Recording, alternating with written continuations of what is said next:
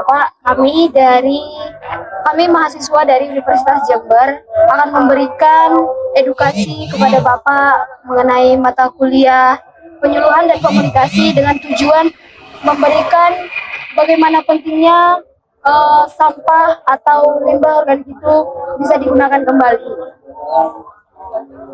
Nah, tujuan memberikan edukasi kepada masyarakat atau petani ini khususnya pelajar dan mahasiswa mengenai cara mengelola sampah organik dari limbah rumah tangga jadi pupuk kompos yang bermanfaat bagi tanaman. Selain itu juga diharapkan dapat menerapkan gaya hidup ramah lingkungan melalui pengelolaan sampah mandiri.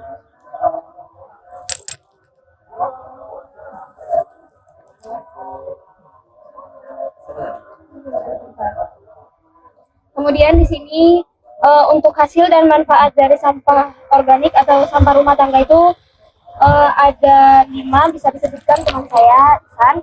Yaitu ada di mengurangi volume sampah rumah tangga, yang kedua yaitu menyuburkan tanah secara alami, terus yang ketiga adalah aman dan ramah lingkungan, yang keempat itu adalah menghemat biaya pertanian dan perawatan tanaman, yang kelima adalah meningkatkan kesadaran dan kebiasaan dalam penghijauan.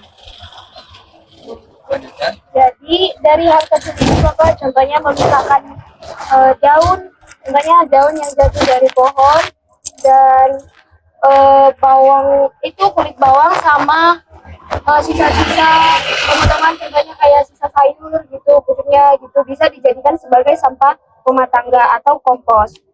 Dan itu juga bertujuan untuk menjadikan lingkungan lebih bersih, sehat dan hijau. Nah, untuk membuat pupuk kompos dari rumah tangga ini diperlukan berbagai step, akan disebutkan teman saya mulai dari alat dan bahannya.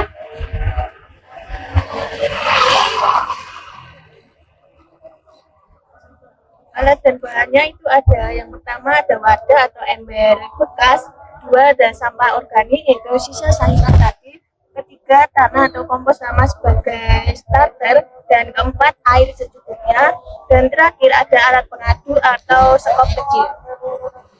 Untuk cara pembuatannya itu adalah yang pertama, siapkan alat dan wadah. Nah, kita harus menyiapkan alat dan wadah itu untuk proses pengomposannya.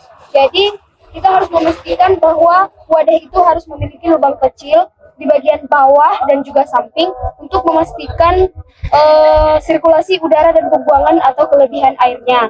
Dan juga wadah harus tertutup rapat dan tanpa udara, dan itu akan membuat kompos akan segera membusuk dan berbau tidak sedap. Yang kedua itu kumpulkan dan pisahkan sampah organik, Pak. Selanjutnya, pisahkan dari sampah organik seperti plastik, logam, kaca, atau kertas berlapis lilin karena bahan-bahan itu tidak bisa terurai. Yang ketiga, potong bahannya jadi kecil-kecil agar proses penguraian lebih cepat, sekitar 2-3 cm kalau motong, dan semakin kecil potongan itu semakin luas permukaan yang bisa diuraikan mikroorganisme. ya untuk yang langkah keempatnya ini ya Pak ya, itu untuk menyusun barangnya itu secara berlapis dengan cara memasukkan bahan organik itu berlapis ke dalam sebuah wadah. Nah, tapi lapisan pertama itu sebaiknya beberapa daun kering, terus atau ranting kecil sebagai dasar untuk menjaga aliran udaranya. Nah, untuk lapisan berikutnya ada sampah basah seperti sisa makanan, terus kulit buah, pokoknya sampah-sampah yang basah gitu. Nah, setelah itu ditambahkan sedikit tanah atau kompos lama sebagai starter yang mengandung mikroba atau pengurai. Jadi nanti buat menguraikan komposnya tadi. Yang langkah kelima itu jaga kelembapan.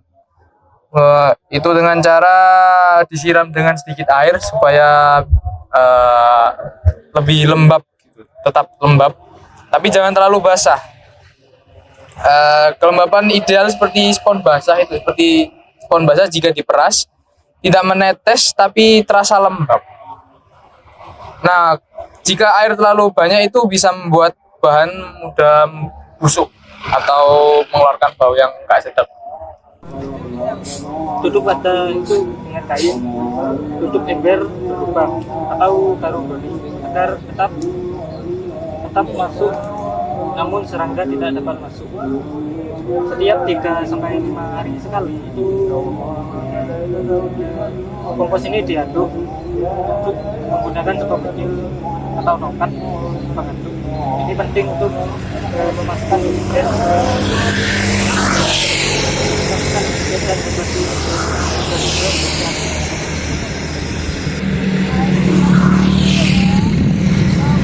Proses pengomposan itu Bapak. Jadi jika sudah semuanya sudah dilakukan cara tadi, menunggu 3 sampai 5 hari dan juga menggunakan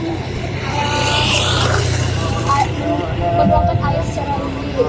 Itu juga kan menggunakan maka yang tadi yang secara yang kita lihat sebelum diolah semuanya masih kayak gembur gitu.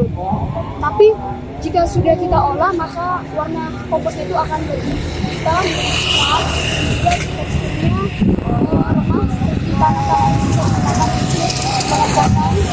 Dan tanah itu yang tadinya bau sekarang tidak akan berbau lagi, melainkan beraroma tanah liat. Kemudian setelah proses kompos ini dilakukan bisa kita gunakan untuk setelah digunakannya kita bisa dalam kandungan lalu atau digunakan sebagai dasar untuk sayur di rumah. Nah, jadi sini kami sudah melakukan sama Bapak. Ini tujuannya memberikan kesadaran kita bahwa hal sederhana ini bisa kita lakukan dan juga bisa memberikan manfaat untuk kita. Contohnya seperti ramah lingkungan dan juga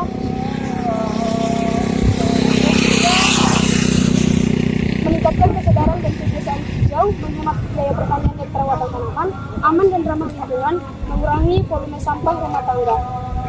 Dan ini bisa menjadi gaya hidup zero waste di rumah. Terima kasih Bapak.